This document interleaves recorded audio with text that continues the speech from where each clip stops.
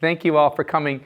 I'm going to take you on a journey that actually started a lot longer than I realized. It actually started in 1942 at a place called Koinonia. Koinonia is a Hebrew word for communion or a fellowship of Christians.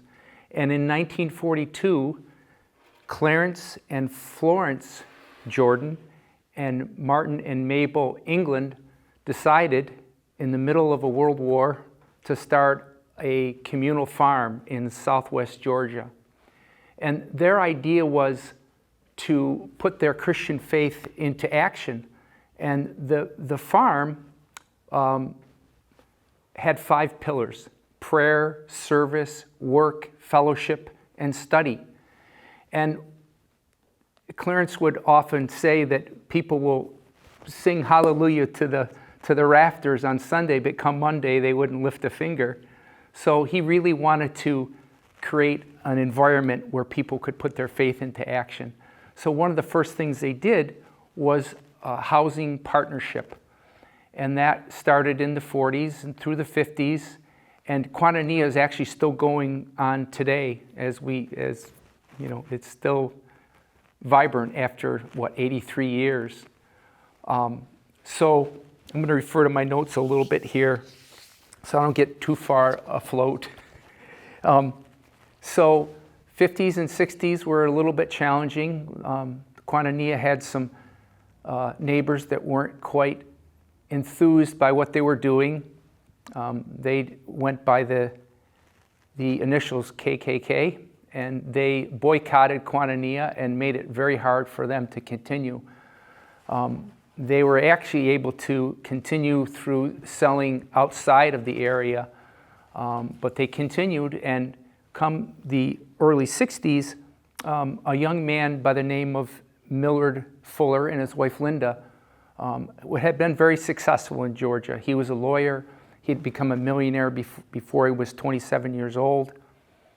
But that lifestyle really didn't suit him very well, and he became disillusioned with what his life, and his marriage was not the best, and he knew Clarence, and he went to visit Koinonia.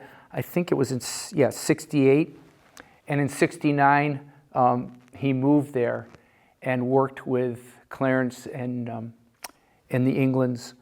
Unfortunately, Clarence died in 69, just when things were really starting to take off. And sometime around that time, when they were doing their housing partnership, Millard was called by, I think it was the Church Disciples of Christ, to go to Africa, to go to Zaire, and see if their housing partnership really worked. And the government, it was the Democratic Republic of Congo, they gave Millard and his group of people a piece of land, and they created a partnership with the people there that needed better housing. The whole idea was to help those that needed better housing. That's kind of the main pillar of Habitat. So by 71, Koinonia has built 27 homes, and it continues to build from there. In 73, he goes to Zaire. When they realize when they're in Zaire, they have the formula for something that really works. And by 76, Habitat for Humanity is born. The first affiliate is in 1978. It's in San Antonio, Texas. By 79, the first Latin American affiliate is established, and that's in Guatemala. 81, there are 14 affiliates in the U.S. There's 7 affiliates worldwide. And 84 is where President Carter gets involved, and that's when Habitat really takes off, because his, as a former president and really putting his faith into action really made a difference, because what he started in 84 was called a Jimmy Carter Work Project. And what that was every year they would go to a different part of the U.S. initially, and then internationally after that. But initially they would go to places like New York that had some pretty rough housing, and he was given an old apartment, not an apartment building, but a loft, and they, in '84, they renovated that into, it was a 6-story building, and I think there were 20, they got 20 apartments or 20 homes out of that one building. And those builds are known as blitz builds. And I'll tell you about my experience here in a blitz build coming up here. But there's two things that are important to habitat, and two words that come to mind. One of them is partnership, and the other one is magic. And I will tell you a little bit about that as we go along. But so by '85, there's 50 affiliates worldwide. You can see it's really starting to go. By '91, there are 50,000, no, sorry, I'm getting ahead of myself, 10,000 homes built. In '89, Hurricane Hugo comes through South Carolina. All the Habitat houses survive, are not touched. That's part of the magic that has continued, that I've experienced and other people have experienced with Habitat. And '92, Hurricane Andrew goes through Miami. There's 27 Habitat homes there, all of them unscathed. By '93, we're up to 20,000 homes. And in '94, the first Jimmy Carter work project on an Indian reservation occurs in the summer of '94. And that's where I get involved. So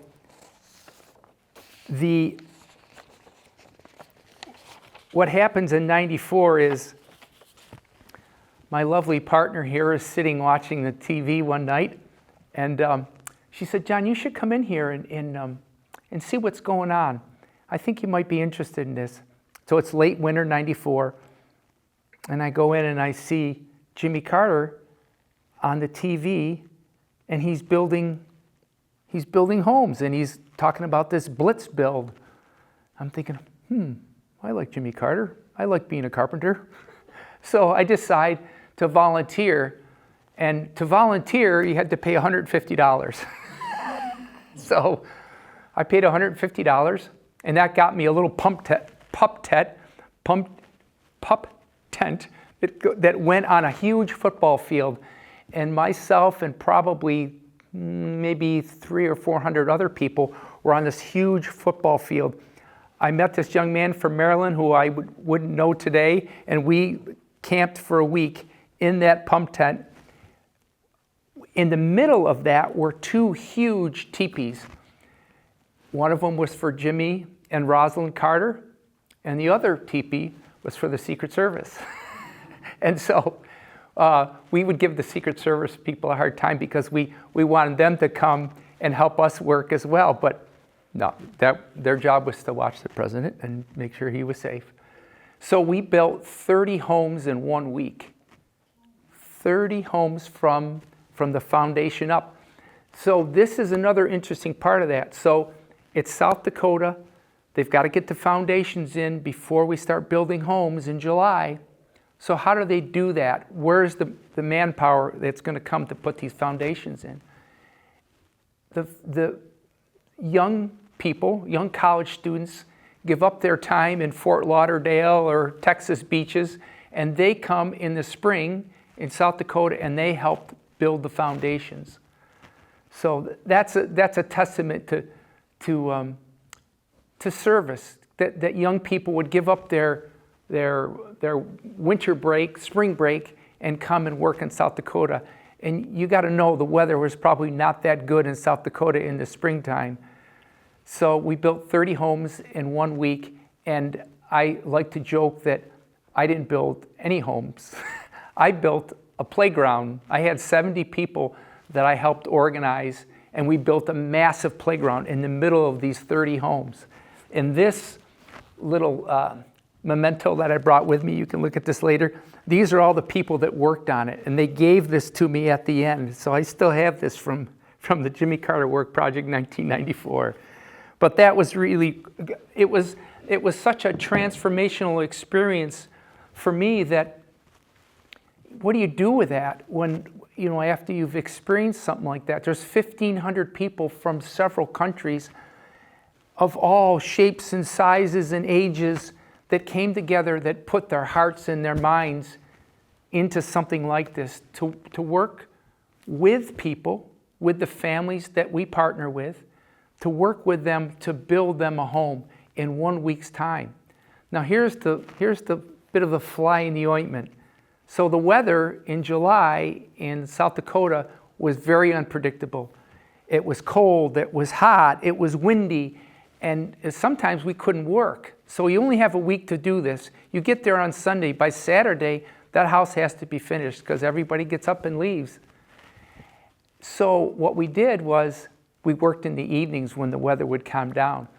And President Carter, he was there every moment that we had to work beyond our usual schedule. He was there working. He wasn't there for photo ops. He was swinging a hammer. He was directing people. He was working. And that's the grace that he exudes. That this is it's not a political thing. He's really putting his heart and soul into this, and he did until the day he died. So what do you do after you have that kind of experience? I drove, there's a little aside story here. My sister lives on the West Coast, and she took my niece and nephew on a train trip across from California to New York to see our folks in upstate New York. And so they're coming through on the train, and they come through Fairfield. And as they come through Fairfield, my little nephew, Andy, looks at his mom and says, "Uncle John lives in the middle of nowhere." And I said, "Andy," "you haven't been to South Dakota.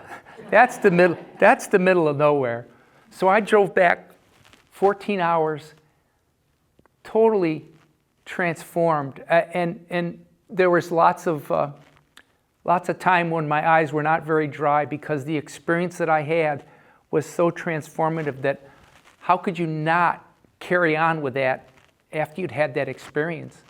So I came back, and a mutual friend of myself and another man, George Schwanson, both had the same idea, and our friend put us together and said, maybe we can start a Habitat affiliate here. And we looked around, and we found out that South Ottumwa Savings Bank had a piece of property on West Broadway that was abandoned, and it was an eyesore. And when we looked at it, South Ottumwa Savings Bank wanted to give it away. It was useless to them, and they wanted to give it to a community group. And so George and I looked at it and decided that this could be the beginning of our Habitat affiliate. We went and looked at it and realized it had to be torn down. We couldn't salvage it. So we went to the city council. The city council said, we'll give you whatever time you need to get the affiliate together, because the affiliate process is not an easy process. It took us 18 months, a year and a half, to get the affiliate process together. The international is very well thought out. They have everything covered, and people get excited about ideas, but then they don't carry through. So part of the affiliation process is to weed out the people that get all excited and then nothing happens. So they really wanted to see if we had, first, that we had the need, and second of all, that we have the people power to carry through with this. And after 18 months, we realized we did, and we have a few of our original steering committee members and board members here that really made a difference. So what it ends up happening is, well, what do you do? How do you get that affiliation process started? And I thought, well, let's see if there's other people interested besides George and myself. And so we decided to call a steering committee meeting, and George decides to move to Austin, Texas. And so I'm left there thinking, But luckily, 19 other people stood up and said, yes, let's get this started. And that was the original impetus to make Habitat happen for us. And now, 31 years later, we've built or renovated 32 houses in Fairfield. Habitat internationally has affected the lives of 62 million people. Jimmy Carter used to say that, poverty housing is a big problem, but it's not a hopeless problem. And our affiliate is a testament to that we can help families eliminate, the living in situations that you wouldn't want your dog to live in, let alone, a fellow human being. So we got started in 94 and 95, we started the affiliation process, and by 97, we had completed our first house on West Broadway. We tore the other one down. We had a gentleman come and salvage everything. He tore it down piece by piece and salvaged everything. We started out with a new foundation. Our first house, well, when we started, we had $5,000 in the bank. And as a builder, I can tell you, you're not going to build a house with $5,000. So by the time we finished, 18 months later, the house cost us $45,000 and we didn't owe a penny on it. That was, when you put your heart and mind into something like this, other people are attracted to that. They want to be part of that. So we had no bills at the end. We had all $45,000 paid for the first house. Fast forward a little bit, our last house cost $151,000. And we haven't changed things at all in terms of our core principles. The other thing you'll hear whenever people talk about habitat houses is that they're simple and decent. There's no fluff, there's no garage, we have air conditioning and heating and everything else. It's a new place, it's a place that any of us would be happy to live in. So what are the three, how does habitat work in terms of, how do you become a habitat family? The partnership is key because our affiliate, the volunteers, we're part of that partnership, and we want people to partner with us. It's not, no one gets a free house. Everyone works towards this, just like you and I. We all work for what we have, and we expect the same thing from our partner families.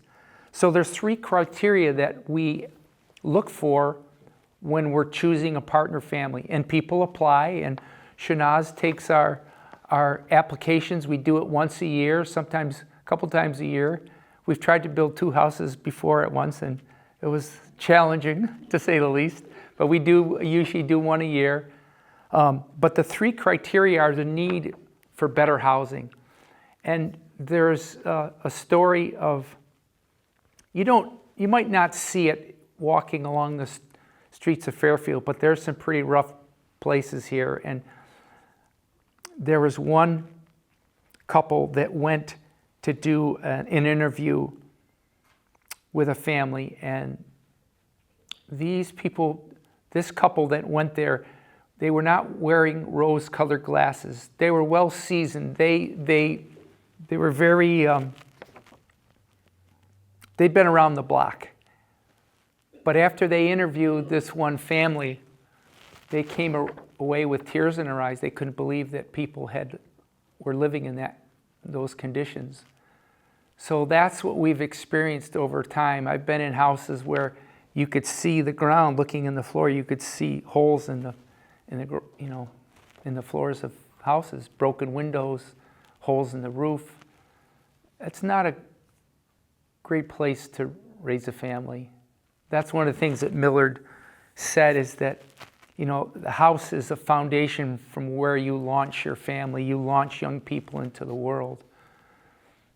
And that was the impetus to get this started, is that none of us, none of our fellow human beings deserve to live in any sort of conditions that you wouldn't want your pets to live in.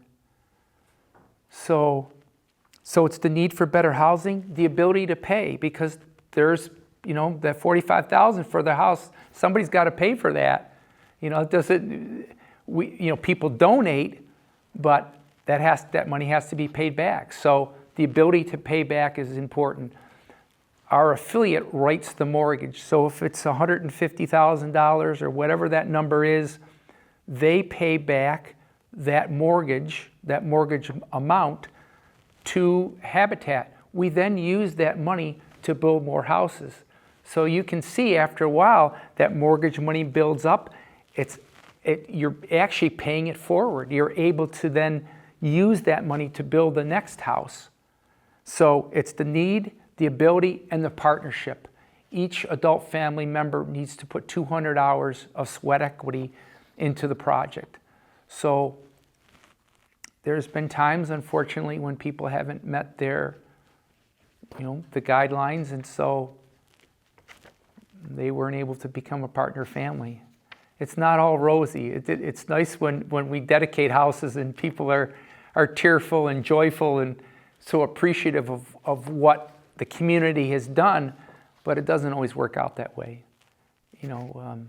We've unfortunately had to foreclose on a couple places. That's just the nature of life. It's not all rosy and rainbows and unicorns, as they say.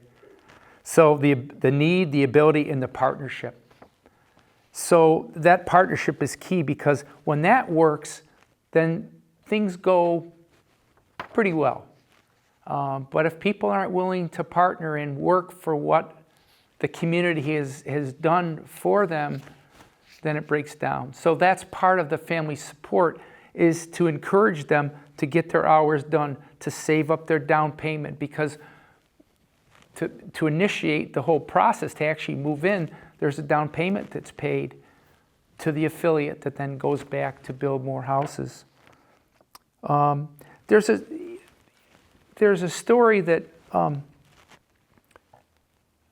Kathy Brown told me about one of the families that I'll never forget, and it has a rough beginning, but it has a very happy end, because this family had a few children, and one of the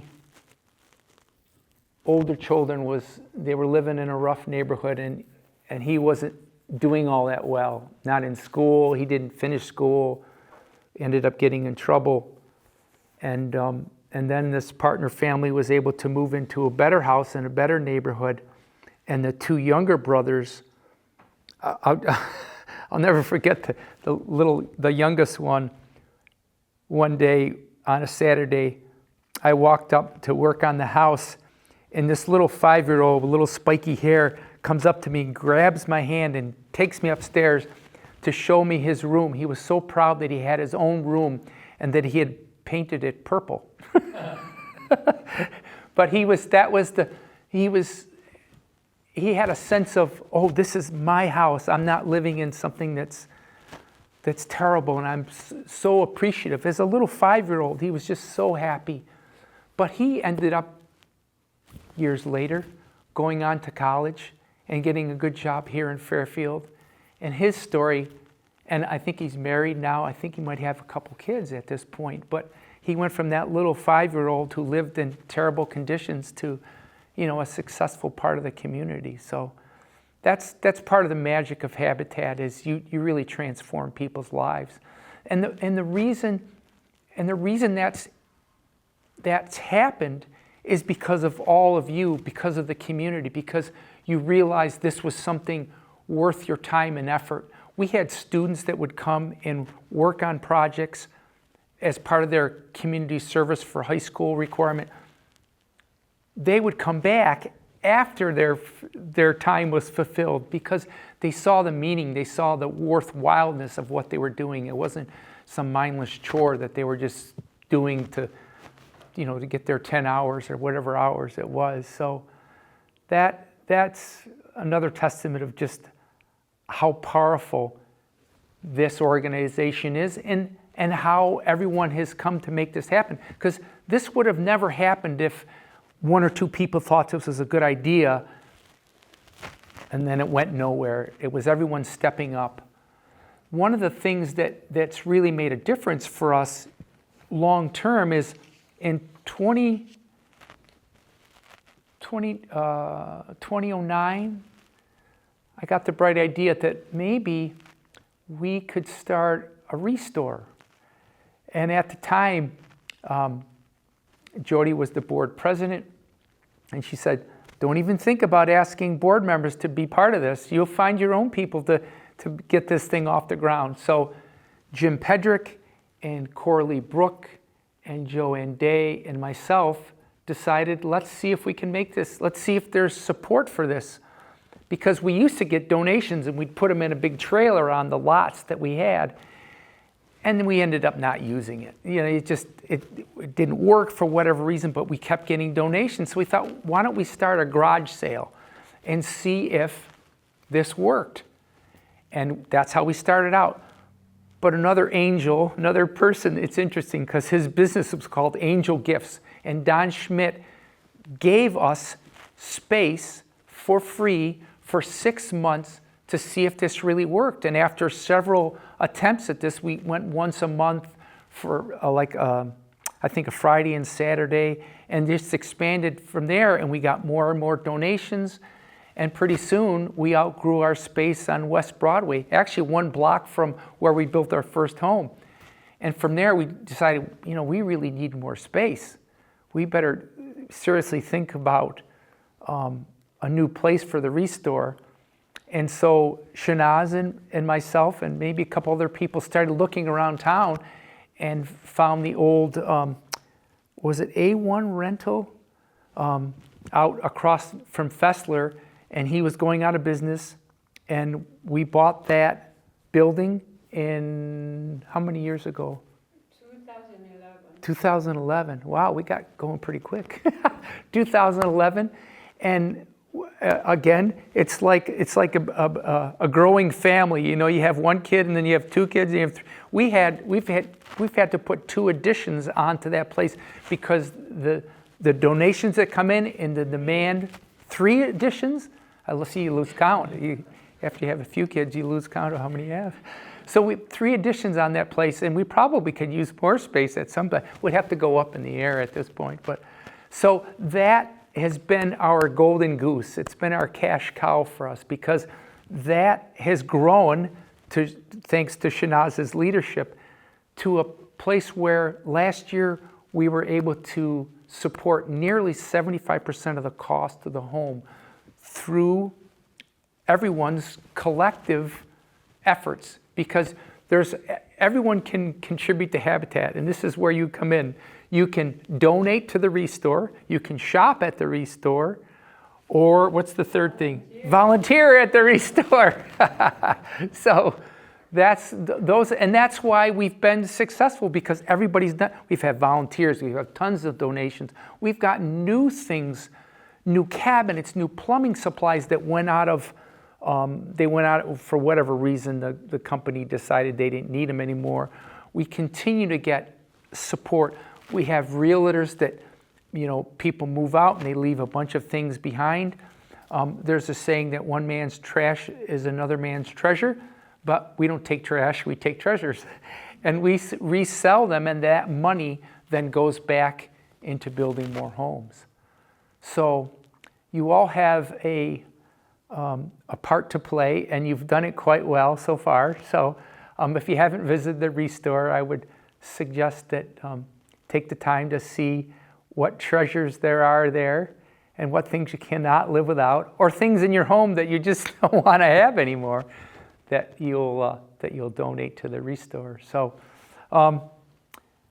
I think that's pretty much wraps it up in terms of all the things that I could tell you about restore or about Habitat. I'm sure I could go on a lot longer, but the thing that would be good is if there are questions that are burning and you don't have answers to, that maybe I'll be able to help you with. So, any questions? I have a story to tell. Okay, good. A Habitat story. Okay, good. From my accent, you can tell that I came from another country. But I do speak English very well. As a matter of fact, I taught the English language in college. So my parents sent me to this country when I was 16 years old. And they sent me to Texas, stayed with the family. Anyway, I finished high school and then registered in University of Texas in Arlington, and it was my first year. I didn't know how to drive. I was only 17 years old. So my friend was teaching me how to drive, and it was a street right close to the university. And standard shift, one of those Beetles, Volkswagen Beetles, and I was just trying to handle all the things, and all of a sudden I heard BAM! I ran into the car in front of me, and I looked, it was it was a traffic light. So the poor guy in front of me stopped, and I didn't see that he stopped. So I looked, it was a brand new Cadillac, white. Okay, and the license was a temporary license. Of course, those days I didn't know what that was. I'm 17-year-old, and you know, my heart was beating, and I looked at my friend and she said, "What happened?" Then I heard somebody knock on the window, and I looked. It was my professor, my government professor. The little guy, and he went like this, so I rolled down, and he said, "Okay, when the traffic light is yellow, you turn right and stop there. I'll meet you there." I said, "Okay," and my heart, you can't imagine, it was just, what do I do? Then my friend said, "Okay, just do whatever he told you." So I turned and I then just rolled down the window, and he came out and said, I said, "I'm so sorry, your car." He said, "Oh, don't worry about it. I have a friend who works in a garage, and he'll fix my car. No problem." He said, "I want you just to keep driving. I don't want to call the police, because one day," this is where I cried, "one day you want to be a United States citizen, and you don't want to have any records on you. You don't want to have any mischievous records. So just drive." I said, "But what about your car?"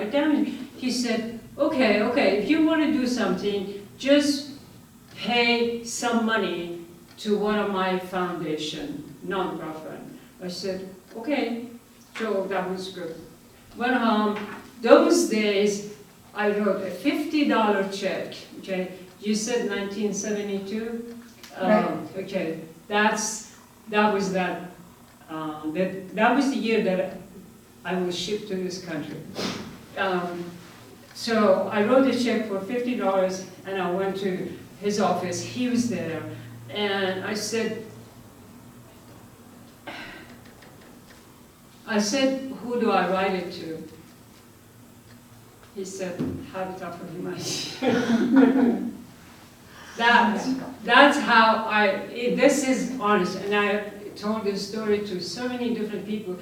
What impressed me was that out of nowhere, the guy who doesn't even know who I am is concerned about my future, that I'm going to be a citizen and I shouldn't have any records. And I thought, boy, do I want to grow up to be like him, so be concerned about other people and think ahead of the time. And so that was a very good lesson. So I wrote that, and I never thought, even those days you didn't have Google and all of that. I just wrote Habitat for Humanity, and I gave the check, and I got an A in my course. I didn't want to fail that. Anyway, so it went by, and I got into hotel business, and every hotel requires that you be active community-wise. So I was in all kinds of organizations. Never ever I worked with Habitat for Humanity all over this country until I came to this town in 2005. And I was Bob, you know Paul Prater, who runs Everybody's, a friend of my husband. So he had a Sunday night movie deal. We went there, and there was a lady there who said, you just moved here? I said, yes. She said, well, do you know how to recruit? I said, yeah, I ran huge hotels all over the country. She said, okay, we need a selection person at our habitat. I said, what do I have to do? You said, you get application and you go to them. I said, oh, I've done that many times. I hired people.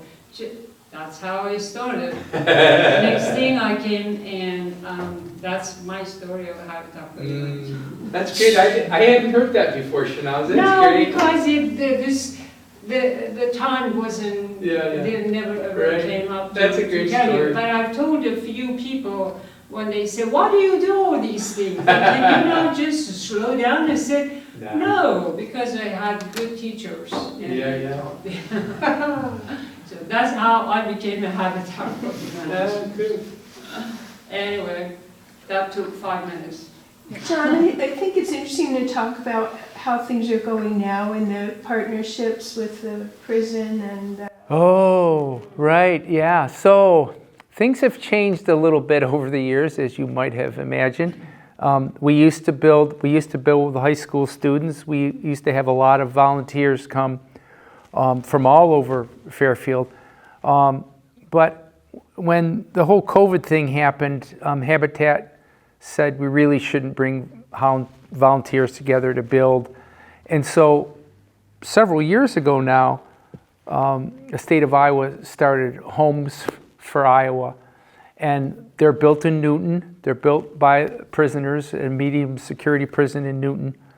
And two of our houses have come from there so far, right? 2? 1, 2, 3. And another one coming? Is it the third one's coming? The fourth one's on its way. Fourth one's on its way. So they're complete houses. Families still have to put in their sweat equity hours. They can work at the Restore. They can work on building sheds. They can do other things. It's not totally finished when it comes. There's still some work to do there, but that's, and the cost is pretty reasonable. What are they running now, Jerry? 97? About 95,000. 95,000? Yeah. So. John, the way it started was the year that we couldn't get volunteers because of COVID. Yeah. And we didn't want to knock to building. Right. Yeah. We said, well, why don't we get a prefab? Yeah. And there is very little to do. Right. And that's how it started, and it was a good experience. Yeah. So they continued. Sure. What's the time lag now when you order a house? How long do you have to wait? Well, they're building quite a business out of that, so we always reorder pretty much the week that we take a shipment. Really? We want to stay on a current list. But it still takes 3 months, 4 months? No, like we'll take this delivery in September for this one. We order it, and then we just tell them, next September we'll take the next one. Oh, so you give them a date in the future. Okay. And and we just stay with this same schedule. It's already pretty much done. It's just sitting there in Newton. Waiting to come down on a big trailer. Yeah. They asked me a few weeks ago if we'd take it early, and I told them no, we wouldn't be able to. Yeah. So. Is that what you were thinking? I think another interesting thing to bring up is the education that you do with the partner families. Oh, right. So, part of, the family support committee is important because all of these families, I'm pretty sure without, exception, I could be wrong here, but none of them have been homeowners before. So there's things that your neighbors expect of you to be good neighbors and not and not let your house run down.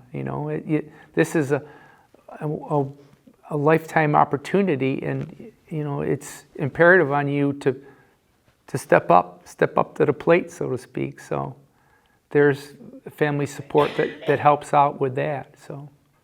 And dealing with money and checking accounts. Ah. Things like that. That's one of the places where Shanaz comes in, is to really help them with their budgeting so that they're not spending all their money on, frivolous things, that the things that are most important, like your mortgage, paying back to Habitat, That's number one. I don't care if you don't have cable TV. Your mortgage is most important, because it's not just paying back the affiliate, because none of us benefit from that. It's the families coming down the road who are going to benefit from it. That's your obligation to them. People came before you to give you this opportunity, and that's really all it is. It's an opportunity. Whether you grab a hold of it and do the best with it, that's your choice. But we'll help support you. We don't want to see you fall into the situation you were in before, but there's only so much we can do. There's no free lunches here. So, other questions? So volunteers are still needed to be on board? Oh, sure. Always committee members, board members. That's the thing that's, now 31 years later, we've always been bringing in new people. And that new blood invigorates people. I talked to the board last week and said, if I didn't say this directly to them, but if your enthusiasm is waning a little bit, it might be good to go on a work project and see what that's like and see what that does for your heart and your mind. Or go to a conference.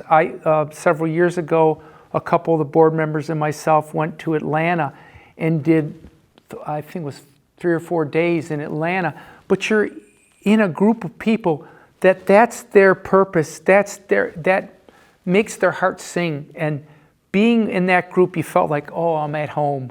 I'm at home with people that really care about their fellow human beings. And that was so... Susie and I did that several years ago as well. And I think one of the amazing things was how international the meeting was. Yeah. Because we met people that were building yurts in their country. Yeah, that's the other thing is Habitat has built all kinds of houses. In the Southwest, they've built straw bale houses. They've built adobe houses. It's not all 2x4s and sheetrock. It's, it's what, in apartment buildings, it's metal studs and sheetrock, not necessarily 2x4s. So, and they've tried to build net zero homes where the amount of energy that people are using is next to zero. That's the other thing that's pretty neat. I remember one family we interviewed, they were in the wintertime, they were paying $800 a month for energy. When they moved in, they became a partner family, and we built them, they had a fairly good-sized family. Their energy bills went from $800 to $75. Those days. Yeah.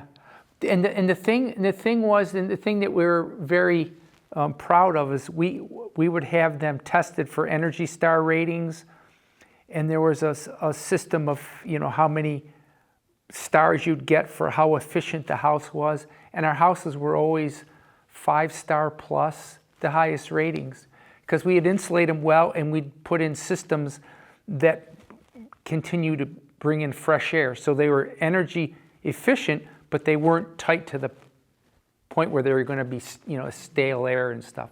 Because when you think about living inside a plastic bag, not a lot of free air there. So you put in a system that continues to bring in fresh air without losing your energy.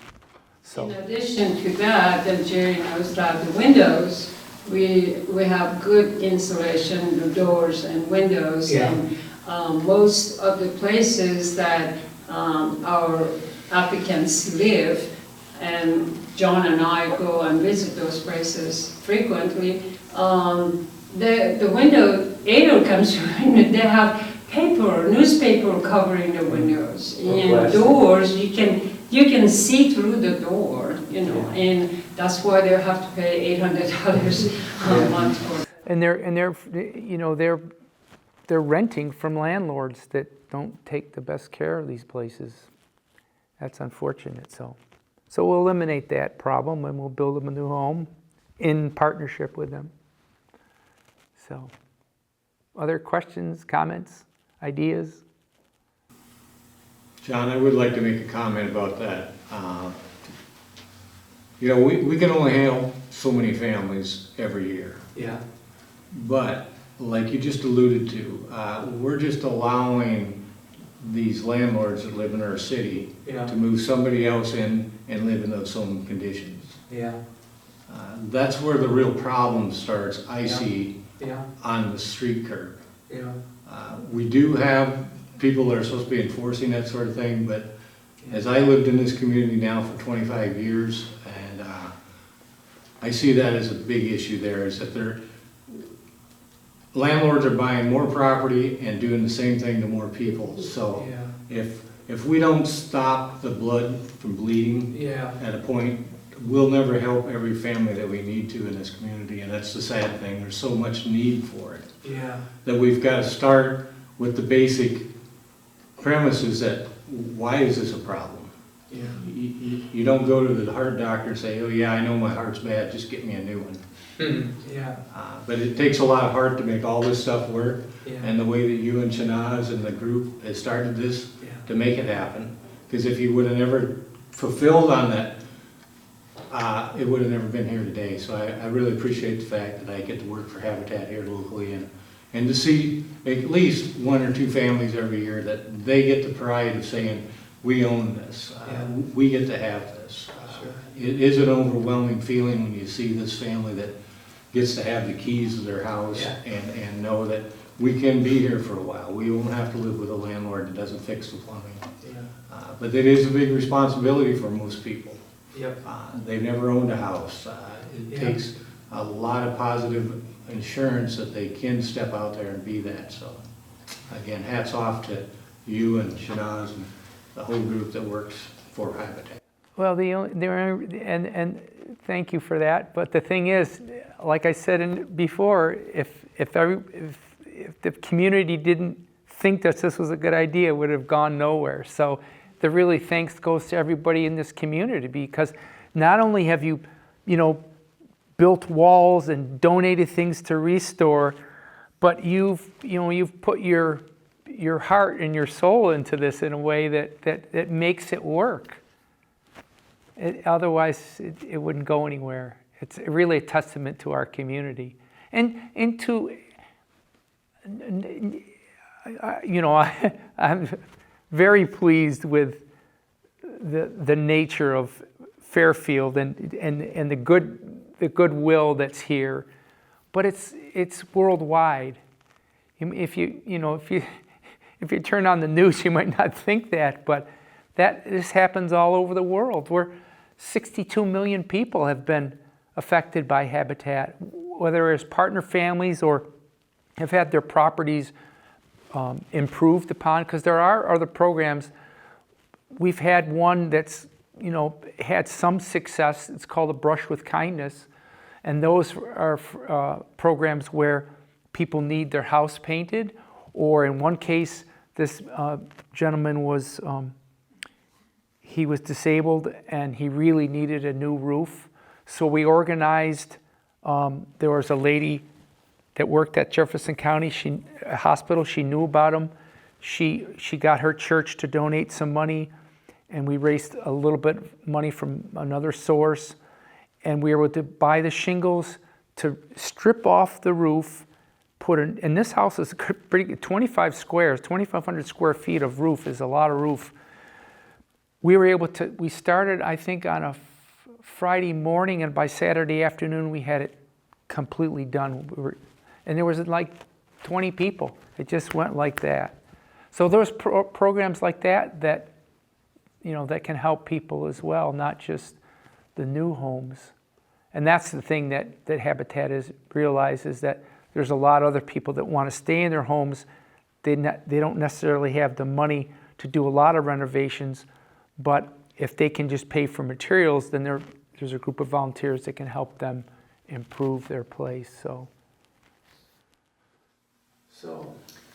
On a different note, I was thinking, Shanaz, maybe you could talk about all the kinds of things you get. You don't just get leftover building material. Oh, no, most of these people have been to the store. Oh, okay. I can recognize the faces. Well, maybe say it for the video. Okay. Okay, I got a tub, one of those fancy tubs, that we sold for $4,500. Oh, I got last month from Henry County Habitat for Humanity, we picked up a truckload of all brand new windows. And the windows we sold for our price. See, we cut the prices. If you donate a new item to us and you paid the refrigerator you bought for $2,500, and it said, nope, there is something wrong with it, and the manufacturer says, go donate it. So you donate it to me. I have to automatically lower it to $1,250. So that price goes down. So when I sell a tub for $4,500, that was a tub made of gold. was it gold? Gold-plated tub. A store in town donated a kitchen aisle,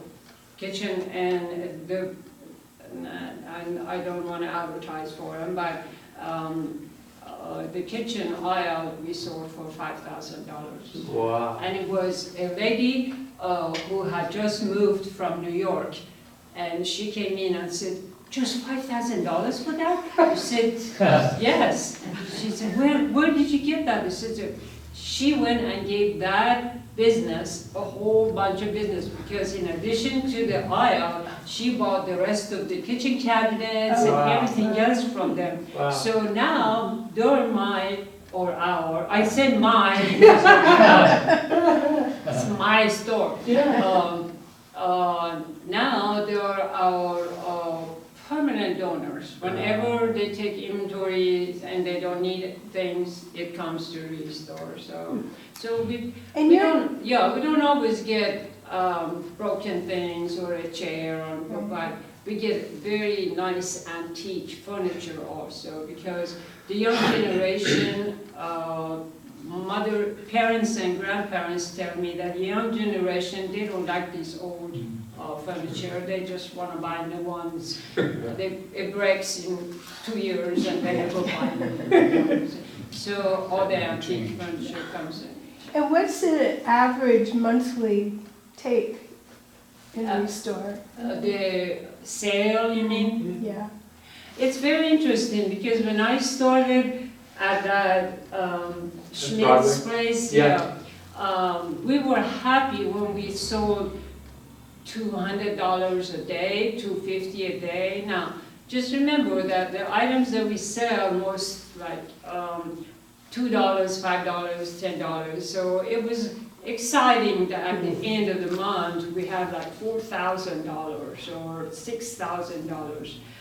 Now, the days that I don't sell up to $1,500, I go home and my husband says, how much was your sales? So it was a terrible day. We didn't even do $1,500. So there are months that we end up with 25,000, and on average in last few years we've been able to donate to Jerry's department. We make money, he spends it, that's what happens. That's a good flow. I helped make your magic work, Shanaz. That's all I'm doing. It costs. Usually $10,000 a month. My goal is $10,000 a month to go to the construction. And I'm happy when it happens, but sometimes it doesn't. So, because things fall apart, I have to fix things and buy this. And we pay all our expenses. It's not a secret, but our asset right now is about $500,000, $500,000 we have invested, not inventory, that's construction and whatever we are. And out of $500,000, we only owe the bank $20-something thousand. So, we spent that much money and building it, putting it together, and The only loan that we have is 24,000. Yes. So And it's you're a very still, good business. you're still tithing also to Oh, the yeah. Oh, every national. year we Right. give Habitat for Humanity 10% of our net. After all the cost comes out, we give, it's not mandatory, it's just like whatever you give to your church, you know. But we try to give as much as we can without hurting our business. But every year we do, yes. Jerry? I just wanted to make a quick comment about your Blitz building. Oh, Today in Iowa, Habitat for Humanity just went to Greenfield about 2 weeks ago with a building crew. If you all remember, just last year, I believe it was, the little town got ripped right down the middle. yeah. They built a couple houses within a few, I don't know if it was more than a couple of weeks. But again, I'm sure that it really gave the people around that little town that feeling that we haven't been forgotten yet. Yeah, You know, that's and great. sometimes that's the bad thing about society. You get that feeling of being forgotten. With Shanaz's, all that hard work she's put in out there at the store, we haven't forgot the value of what a dollar here is. Yeah. And we're trying to make it all work in our community. Yeah. And with Shanaz's help, that dollar stretches quite a ways yet today versus the way we see everything else going out of control with spending. Yeah, but I'm surrounded by really good people, as you said. Yeah. We couldn't do it without exactly. support. John, you have a scrapbook with Oh, yeah. pictures. So here's this is, this is a picture from the Blitz bill. You can pass that around. There's President Carter. And this little man, his little faces, that's Millard Fuller right there. That was quite an experience. But then the scrapbook, this is I showed you this before, but this is the scrapbook. You can look through this and see. You got 30 or 40 pictures in here of you. So, we're getting close to time where Kathy will be proud of us that we kept on to 1 o'clock. Yeah, we're good. I think so, unless there's any other questions. Thanks for coming.